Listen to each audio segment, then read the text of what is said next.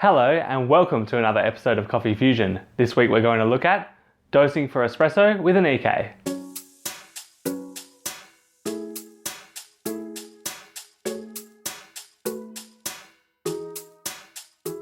Hey everyone, so I've been using the EK43 as my espresso grinder for about a year now.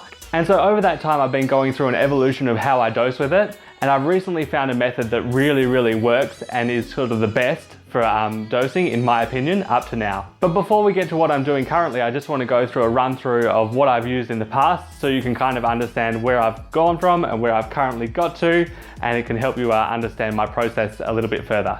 So right in the beginning, I just used a paper cup.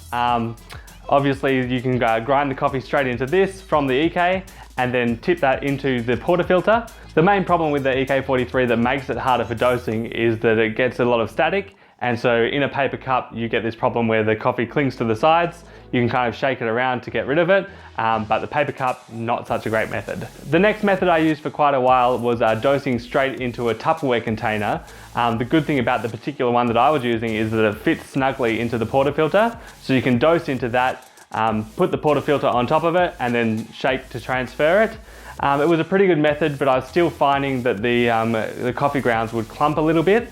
So even with shaking around, I wasn't getting the most even extractions. Fast forward to the method that I've been using for quite a while now, and that's with the old jam funnel. And I think you'd see a lot of people who use the EK are using this.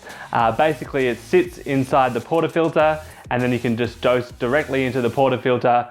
And then most people kind of shake around while holding the jam funnel, and that gets you a pretty good distribution as well. I've been using the jam funnel with an OCD for quite a while now, and it produces pretty consistent shots, but I've just made a slight tweak to it to kind of take things a little bit further still. So what I've been doing, which is a slight addition to this, is taking a skewer and taking the circular end of it and spinning that through the coffee. And you can feel the coffee go from being quite clumpy and stuck together because of the static to it being nice and free. And then that's when I take the jam funnel out, OCD on top of that, and the shots that I pull with that method have been really good. I've noticed a difference both in terms of how the coffee extracts through the naked portafilter, so you can see that there's a lot more even in the way that it extracts, and also in terms of flavor. There's no kind of under extraction from channeling that I can taste. The flavor is a lot more complex and even.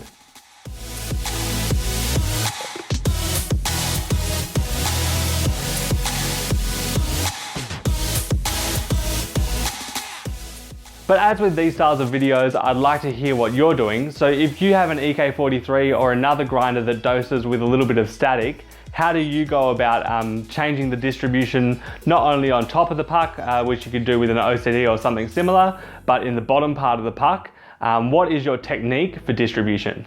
I think this is something that plagues EK users a fair bit, because the grind consistency is so good that you do want to use it for espresso, but it obviously wasn't built for espresso. So there are a few things that kind of are a little bit annoying and you need some workarounds. I think a lot of people have their own little workarounds that they've built into their cafe environment, and I'd love to hear them. And obviously this method with a skewer probably isn't particularly practical in a cafe setting.